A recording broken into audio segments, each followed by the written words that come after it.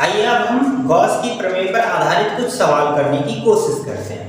एक और सवाल लें, जैसे एक अर्ध कटोरा है, कटोरा नहीं आई मीन ये अर्धगोला है। यहाँ पर अगर रख दोगे तो यहाँ भी फ्लक्स क्या होंगे, हर तरफ मान लो प्लस क्यू चार्ज है, ये इस तरह से फ्लक्स हर तरफ निकल रहे हैं। तो हमें अर्धगोले से अगर निकालना है तो इस गोले को क्या करना होगा, पूरा कर देना होगा। पूरा कर देंगे तो यहाँ पर जो फ्लक्स होगा वो हमारा Q upon epsilon not upon 2K हो जाएगा, तो ही हम निकाल सकते हैं।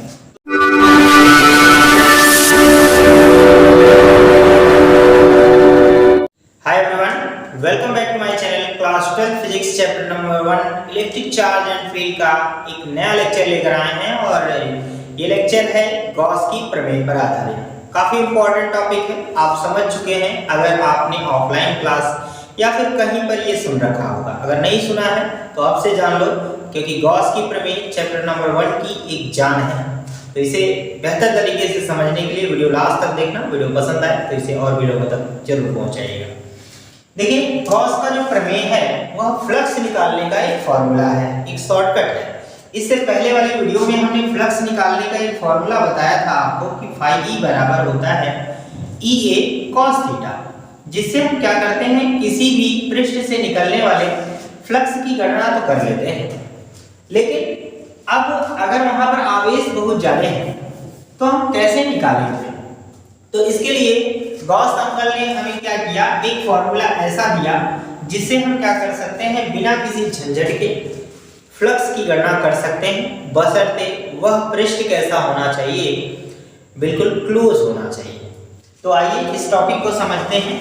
किसी बंद पृष्ठ से गुजरने वाला फ्लक्स उस पृष्ठ से घिरे कुल आवेश Q का 1/एप्सिलॉन नॉट गुना होता है। यानी इन्होंने ये अपना एक कॉन्सेप्ट दिया कि फ्लक्स फाई बराबर होगा Q अपॉन एप्सिलॉन नॉट। यानी जब भी फ्लक्स निकालना हो तो फ्लक्स बराबर Q अपॉन क्या करना है, एप्सिलॉन नॉट करना है। इन्होंने ये बताया कि भाई आपको ये EA cos थीटा नौटंकी नहीं करनी है, ना तो E जानना है, ना A जानना है, ना थीटा जानना है, कुछ भी नहीं जानना है। बस आपको पता हो कि वो सरफेस क्लोज है, तो बस जितने आवेश हैं उसमें एप्सिलॉन नॉट का भाग दे दो, आंसर आपका निकल जाएगा। तो आइए अब इस बात को इन्होंने प्रूफ कैसे किया, इन्होंने ये शॉर्टकट निकाला कैसे, तो इस शॉर्टकट को समझने के लिए हमें क्या करना होगा, प्रूफ करना होगा। आप जानते हैं कि साइंस हमसे प्रूफ मांगती है, तो प्रूफ कैसे करेंगे। मान लेते हैं कि हमारे पास एक ऐसा क्लोज सरफेस है, इस प्रकार से क्लोज सरफेस है। अच्छा, ये क्लोज सरफेस बिल्कुल जरूरी नहीं है कि गोलाकार ही हो, ये किसी अनियमित आकृति का भी हो सकता है, कोई जरूरी नहीं है। इस बात को ध्यान रखिएगा, पर सुंदर लगे इस वजह से हम ऐसा बना रहे हैं। तो यहाँ पर मान लेते हैं इसके केंद्र पर एक प्लस चार्ज रखा हुआ है। यहाँ पर थोड़ा सा इसको और बड़ा बना दें, ये एक क्लोज सरफेस है। यहाँ पर इसके केंद्र पर मान लेते हैं प्लस Q एक चार्ज रखा है। तो यहाँ से ऐसे इससे बल रेखाएं ऐसे जुम्बा जुम्बा करके बाहर निकलती रहेंगी, प्लस चार्ज है। तो यहाँ पर हम एक छोटा सा सरफेस ले रहे हैं इस तरह से, और इसकी दिशा बाहर की ओर होगी, ये DA की दिशा हम ये मान ले रहे हैं। फ्लक्स हर तरफ बाहर की ओर निकल रहे होंगे। अभी के लिए हम ये मान लें कि यहाँ पर ये विद्युत क्षेत्र की दिशा इधर है और इसके बीच में एंगल है। आप सोच रहे होंगे सर एंगल नहीं बन रहा होगा, बने या ना बने, पर आप थीटा अभी रख लो। अगर नहीं बनेगा तो हम 0 मान लेंगे, अगर बन रहा होगा तो हम उसे 90 या 60 जो भी होगा मान लेंगे, टेंशन नहीं लेना है। तो ये हो जाएगा, और यहाँ से आप देख रहे हैं इसको ऐसे मिला दीजिए, ये घनकोण का सिस्टम यहाँ पर बन जाएगा। और मान लेते हैं ये P पॉइंट है, ये पॉइंट क्या है, मान लो P। तो अब इसको प्रूफ करने के लिए यहाँ पर देखिए घनकोण बन रहा होगा d ओमेगा का। तो सबसे पहले यहाँ पर लिखिएगा प्लस Q के कारण P पर वैद्युत क्षेत्र। स्टेप को समझिएगा तब आप इसे प्रूफ कर पाएंगे। सबसे पहले आप क्या कर रहे हैं कि वैद्युत क्षेत्र निकाल रहे हैं। हम जानते हैं कि किसी एक आवेश के कारण r दूरी पर, किसी भी दूरी पर जो वैद्युत क्षेत्र होता है वह क्या होता है, 1/4 पाई एप्सिलॉन नॉट और एक आवेश और बटे उसकी दूरी का वर्ग। यहां से यहां तक की जो दूरी होगी वह त्रिज्या के ही बराबर होगी, आप समझ रहे हैं। तो ये त्रिज्या हमने मान लिया, इसको मान लेते हैं इक्वेशन नंबर फर्स्ट। अब वैद्युत क्षेत्र निकाल लिया। अब आप इस डीए पृष्ठ से गुजरने वाला फ्लक्स निकालेंगे, तो हम यहां पर लिखेंगे डीए पृष्ठ से गुजरने वाला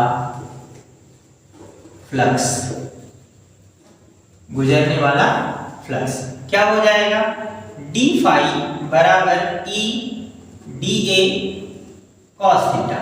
क्योंकि पृष्ठ क्षेत्रफल छोटा है तो इसलिए फ्लक्स भी क्या होंगे, वहां से कम ही निकलेंगे। अब यहां पर लिखेंगे समीकरण 1 से ई का मान रखने पर रखेंगे तो ये हो जाएगा डी फाई बराबर ई की वैल्यू रख देते हैं 1/4 पाई एप्सिलॉन नॉट और Q बटे हो जाएगा r²। अगेन यहाँ आ जाएगा dA और ये हो जाएगा cos थीटा। इसको हम मान सकते हैं, वैसे इसको समीकरण नंबर 2 मान लो, ठीक है। अब क्या करना होगा, फ्लक्स हमें सिर्फ इतने से नहीं निकालने ना, पूरे से निकालने। तो हम यहाँ पर लिखेंगे संपूर्ण फ्लक्स, संपूर्ण पृष्ठ से गुजरने वाला फ्लक्स।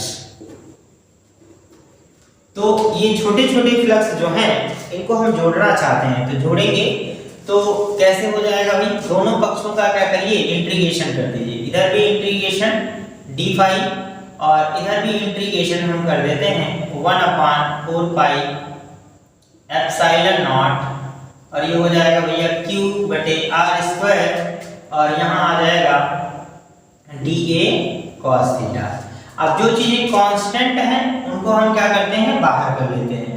यहाँ देखिए एक का जो समाकलन होता है वो वही आ जाता है ना, डी फाई को जोड़िएगा तो पूरा फ्लक्स निकल जाएगा ना, एक आ जाएगा। उसके बाद यहाँ से 1/4 पाई एप्सिलॉन नॉट बाहर आ जाएगा और साथ में Q भी चेंज नहीं होगा। इस दौरान जितने आवेश इसके अंदर बंद हैं वो भी चेंजेबल नहीं होंगे, इसलिए Q को भी हम बाहर कर ले रहे हैं। इंटीग्रेशन यहाँ बच जाएगा dA cos थीटा के और अपॉन में हम मान ले रहे हैं r²। ये नीचे रह जाएगा, वहीं पर छोड़ दिया गया है, ये भी वेरिएबल नहीं है। क्योंकि अब ये क्यों वेरिएबल नहीं है, क्योंकि सॉरी वेरिएबल है। अब छोटा सा आप यहाँ पर पृष्ठ ले लेंगे और बंद कर सकते हैं, तो इसलिए r चेंजेबल है, तो r भी चेंजेबल रहेगा। तो यहाँ पर हम कर सकते हैं कि फाई बराबर Q/4 पाई एप्सिलॉन नॉट। और देखिए इसकी वैल्यू अभी हमने बताया है कि इसका मान जो होता है वो इंटीग्रेशन डी ओमेगा के होता है। किसके बराबर होता है, डी ओमेगा के, ये डी ओमेगा के बराबर होता है। और तो फाई बराबर क्या आ जाएगा, Q बटे, इसको हटा दीजिए कोई जरूरी नहीं है, 4 पाई एप्सिलॉन नॉट और डी ओमेगा का मतलब क्या हुआ, संपूर्ण, यहाँ पर एक मानिएगा तो जिसके सापेक्ष कर रहे हैं ओमेगा आ जाएगा। अब यहाँ पर आ जाएगा फाई बराबर Q/4 पाई एप्सिलॉन नॉट और यहाँ आ जाएगा 4 पाई, क्योंकि हम जानते हैं कि घन कोण, यहाँ पर लिखिएगा घन कोण, टोटल घन कोण ओमेगा बराबर होता है 4 पाई के।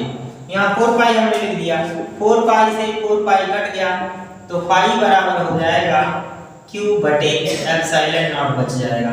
यही हमारा क्या हो जाएगा, वैल्यू हो जाएगा। और यह फ्लक्स निकालने का एक शॉर्टकट है। देखिए गॉस का जो प्रमेय है वो हमेशा सत्य है, गलत कभी नहीं है, परंतु ऐसा नहीं है कि हर जगह यूजेबल हो जाएगा। कहीं कहीं पर यूजेबल होगा भी, कहीं कहीं पर नहीं होगा। और याद रखना है कि गॉस की प्रमेय तभी हम यूज कर सकते हैं जब सरफेस क्लोज होगा। आइए इस पर हम एक सवाल भी करके देखते हैं, फिर आपको ये चीजें और बेहतर तरीके से समझ में आ जाएंगी। वीडियो को पॉज करके स्क्रीनशॉट लो, फिर मैं आगे हम गॉस की प्रमेय पर आधारित कुछ सवाल करने की कोशिश करते हैं। जैसे मान लेते हैं कि क्वेश्चन नंबर 1 इस तरह से दे दिया जाए कि एक अर्ध आपका बेलन है। अर्ध बेलन के इस सरफेस पर कोई चार्ज Q रखा हुआ है। तो बताइए कि इस पृष्ठ से, इस अर्ध बेलनाकार पृष्ठ से गुजरने वाले फ्लक्स की संख्या कितनी होगी। तो ऐसे सवालों को आप कैसे हल करेंगे जबकि ये सरफेस क्लोज नहीं है, क्योंकि यहाँ से अगर ये प्लस चार्ज है तो फ्लक्स देखो हर तरफ निकलेंगे, इधर भी निकलेंगे, इधर भी निकलेंगे, इधर भी निकलेंगे, इधर भी, रेडिकली आउटवर्ड्स हर तरफ निकलेंगे। तो आप इसे कैसे ज्ञात कर पाओगे, क्योंकि हमें तो इतने ही निकालने हैं। अब हम इसमें चाहें तो गॉस का प्रमेय लगा सकते हैं। इसके लिए हमें क्या करना होगा, ऐसे इसको जितना आधा नीचे है उतना ही हमें क्या करना होगा, ऐसे ऊपर की तरफ भी बना देना होगा, यह सिलेंडर पूरा कर देना होगा। अगर ये सिलेंडर पूरा हो जाएगा तो ये चार्ज हमारा क्या हो जाएगा, क्लोज हो जाएगा। जब क्लोज हो जाएगा तो ऐसे कंडीशन में जो फ्लक्स होगा वो Q/ε0 के बराबर आ जाएगा। लेकिन हमें तो सिर्फ इतने से निकालना है ना, इतना आधा छोड़ देना है। तो अर्ध, यहाँ पर लिखेंगे अर्ध बेलन से गुजरने वाला फ्लक्स क्या हो जाएगा मित्रों, पूरा तो हमने ये लिख लिया है ना, तो फाई बराबर हो जाएगा Q/ε0 और इसी का हमें क्या करना होगा, आधा कर देना होगा। जितना फ्लक्स हमने निकाला था टोटल और आधा कर देंगे तो काफी आसानी से निकल जाएगा। ऐसे ही कुछ सवाल और भी ले सकते हैं, चाहे तो आप एक और सवाल लें। जैसे एक अर्ध कटोरा है, कटोरा नहीं ये अर्ध गोला है, यहाँ पर अगर रख दोगे तो यहाँ भी फ्लक्स क्या होंगे, हर तरफ मान लो प्लस Q चार्ज है, ये इस तरह से फ्लक्स हर तरफ निकल रहे हैं। तो हमें अर्ध गोले से अगर निकालना है तो इस गोले को क्या करना होगा, पूरा कर देना होगा। पूरा कर देंगे तो यहाँ पर जो फ्लक्स होगा वो हमारा Q/ε0/2K हो जाएगा, तो ही हम निकाल सकते हैं। तो सिर्फ इतने का निकलेगा। अगर आप 2 नहीं लगाते हैं तो पूरे का निकल गया, और हमारे सवाल में केवल इतना ही था ना, तो आधा निकालने के लिए आपको 2 का भाग दे देना होगा। लेकिन मैं समझता हूँ कि शायद आप इसे बहुत बेहतर तरीके से नहीं समझ पाए होंगे। क्यों? क्योंकि हमने यहाँ पर कोई नंबर नहीं लिए हैं। तो आइए अब नंबर लेकर भी देख लेते हैं। एक और सवाल करते हैं यहाँ पर, क्वेश्चन नंबर 3 या क्वेश्चन नंबर 2 होगा, इसको केवल समझने के लिए मैंने बताया। आइए यहाँ पर हम देखते हैं कि मान लो कि यह एक कोई वर्ग है इस तरह से, और यह वर्ग 10 सेंटीमीटर भुजा का है। यह 10 सेंटीमीटर भुजा का एक वर्ग है और इसके केंद्र से 5 सेंटीमीटर की दूरी पर यहाँ पर कोई 10 माइक्रोकूलम का चार्ज रखा हुआ है। कितना रखा हुआ है मित्र? 10 माइक्रोकूलम का चार्ज रखा हुआ है। तो आप बताइए कि यहाँ से इस आवेश, प्लस आवेश है, तो इस आवेश से इस पृष्ठ से कितना फ्लक्स गुजरेगा। तो इसको निकालने के लिए देखिए एक तरीका, तो आप ये सोचेंगे कि यहाँ से फ्लक्स निकालने के लिए ये पाई बराबर EA cos थीटा वगैरह में लगा दूं, एंगल पता हो जाए। ए तो हमें इसका एरिया हम निकाल लेंगे, 10 दाई 100 हो जाएगा। और ये इलेक्ट्रिक फील्ड की डायरेक्शन वगैरह यहाँ से यहाँ तक का वैद्युत क्षेत्र निकालेंगे। तो ऐसा करेंगे तो बहुत लंबा हो जाएगा। इसके लिए हम चाहें तो एक क्लोज सरफेस बना सकते हैं। कैसे बना सकते हैं आइए समझते हैं। इसको आप सॉल्व करने के लिए इस तरह से एक क्लोज सरफेस कर लीजिए, ऐसा।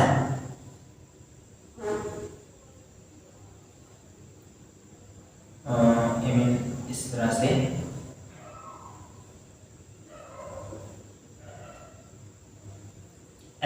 ऐसे क्लोज सरफेस कर लीजिए। ये थोड़ा सा गड़बड़ हो गया, आप ऐसे बनाइए।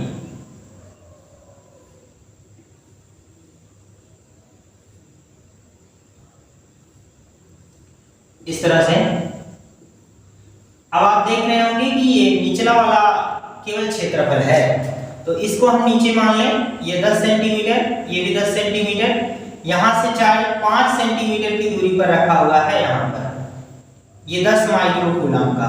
अब हमने अगर ये 5 सेंटीमीटर के ऊपर है तो ये ऊपर चला जाएगा, एक घन बन जाएगा। तो अब ये क्लोज हो चुका है। कैसे हो गया है? क्लोज हो गया है। तो क्लोज हो गया तो अब हम आसानी से फ्लक्स निकाल सकते हैं Q अपॉन एप्सिलॉन नॉट। लेकिन मित्रों यह केवल अगर आप ऐसा लगाते हैं तो इस कंडीशन में हम देखेंगे कि ये फ्लक्स, इसमें 6 फ्लक्स होते हैं ना, एक नीचे ऊपर, यानी घन है तो घन में 6 पृष्ठ होंगे। तो अगर इस फॉर्मूले का इस्तेमाल कर देंगे तो 6 पृष्ठ से निकल जाएगा, और 6 पृष्ठ क्या है? समान है, तो हमें तो सिर्फ नीचे वाले पृष्ठ से निकालना है। तो ऐसे कंडीशन में flux, net flux F net कितना हो जाएगा? F नेट नहीं, F नेट इसको हम कोई भी, ये तो कुल फ्लक्स है, F नेट का कुल फ्लक्स हो गया। हमें सिर्फ निचले वाले पृष्ठ का निकालना है, तो इसके लिए हमें क्या करना होगा? Q अपॉन 6 एप्सिलॉन नॉट करना होगा। 6 एप्सिलॉन नॉट मतलब जितना निकल रहा है उसका 6वां भाग कर लेंगे। अब इसको हल कर लीजिए। फाई बराबर Q का मान कितना है? 10 माइक्रो कूलम, तो 10 गुणे माइक्रो को हम कहते हैं 10 के पावर -6, और बटे कितना हो जाएगा मित्रों? ये 6 गुणे एप्सिलॉन नॉट का मान कितना होता है? 8.85 गुणे 10 के पावर -12 होता है।